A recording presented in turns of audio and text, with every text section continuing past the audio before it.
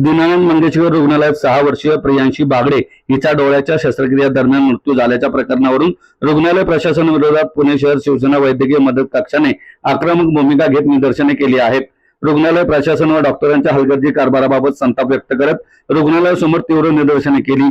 रुग्णालय प्रशासनाच्या निवेदनात संबंधित डॉक्टर व कर्मचाऱ्यांवर तातडीने निलंबित करावे तसेच मृत मुलीच्या कुटुंबियांना 50 लाख रुपयांची आर्थिक मदत देण्याची मागणी केली। शिवसेना वैद्यकीय मदत कक्षाचे शहर प्रमुख प्रकाश धमधरे, युवा सेना सचिव किरण साळी, शहर सचिव संदीप शिंदे, प्रशांत मते, हेमंत बत्ते, कामते, उमेश गालिंदे, भरत कांबळे आदी यावेळी उपस्थित होते। सामान्य नागरिक पदरमोड करून प्रसंगी कर्ज काढून मोठ्या रुग्णालयात चांगले उपचार मिळतील या आशेने येतात, मात्र रुग्णांच्या बाबतीत डॉक्टरांकडून होणारा हलगर्जीपणा त्यांच्या विश्वासाला तडा देणारा आहे। संबंधितांवर तात्काळ कारवाई व कुटुंबियांना मदत न केल्यास तीव्र आंदोलन करण्याचा इशारा यावेळी शिवसेना वैद्यकीय मदत कक्ष शहर प्रमुख प्रकाश धमधरे यांनी दिलाय। गेल्या 2 दिवसापूर्वी अहिल्यानगर येथील सुपा गाव येथील ज्या 6 वर्षीय बालिका प्रियांशा बागडे तिला या हॉस्पिटलमध्ये दाखल केल्यानंतर तिच्या नातेवाईकांना सांगण्यात आलं की तिच्या या डोळ्याची शस्त्रक्रिया आपल्याला करावी लागेल। तिचे नातेवाईक, तिचे वडील हे गवंडी कामगार असल्याचं आम्हाला देखील कळालेलं आहे आणि या सर्वसामान्य कुटुंबातील या बालिकेला या पुणे शहरातील नावाजलेलं समजलं असणाऱ्या हॉस्पिटलमध्ये दाखल करून त्या ठिकाणी शस्त्रक्रिया करण्याचा प्लॅनिंग 2 दिवसापूर्वी हॉस्पिटलने केलं होतं।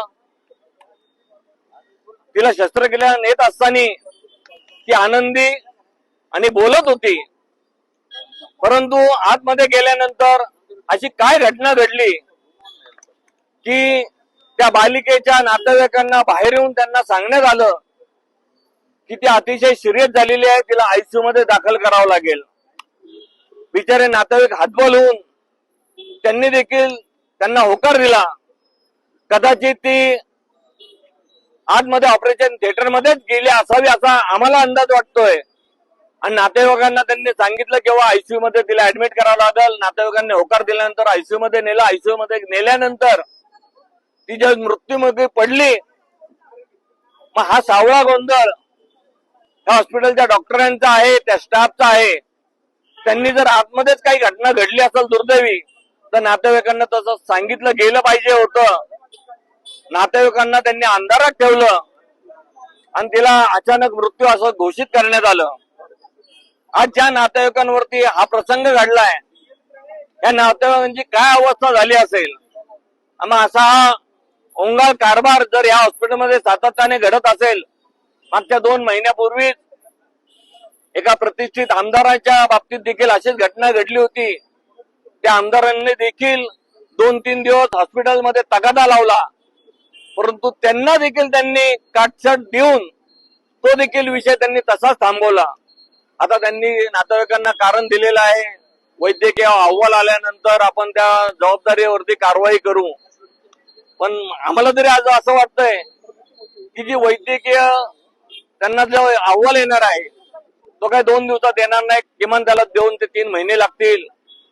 मी या ठिकाणी वरिष्ठ पोलीस अधिकाऱ्यांना पण विनंती करतोय, त्यांना देखील मी पत्र देणार आहोतच आमच्या वैद्यकीय कक्षाच्या वतीने की अहवाल हा ताबडतोब आणावा आणि त्या अहवालामध्ये जर काही त्रुटी असतील तर ताबडतोब त्या डॉक्टरांना निलंबित करावं। तुर्तास तरी हॉस्पिटलने या सगळ्याचं गांभीर्य लक्षात घेऊन ज्या डॉक्टरांनी तिची शस्त्रक्रिया केली त्या डॉक्टरांना त्यांनी जोपर्यंत अहवाल येत नाही तोपर्यंत बडतर्फ करावं। त्याचप्रमाणे मुलीच्या नातेवाईकांना मुलीची भरपाई म्हणून 50 लाख रुपये हॉस्पिटलने देण्यात यावेत। मुलीचा तो जीव गेलेला आहे, त्या पैशाने त्यांचं काय होणार नाही, परंतु कुठेतरी ते काळे मिळत फसलेला आहे, त्याचा रोष कमी होण्यासाठी तरी त्याला 50 लाख रुपये द्यावेत अशा आम्ही पुणे शहर शिवसेनेच्या वतीने, पुणे शहर वैद्यकीय कक्षाच्या वतीने या ठिकाणी आम्ही त्यांना अहवाल देतोय।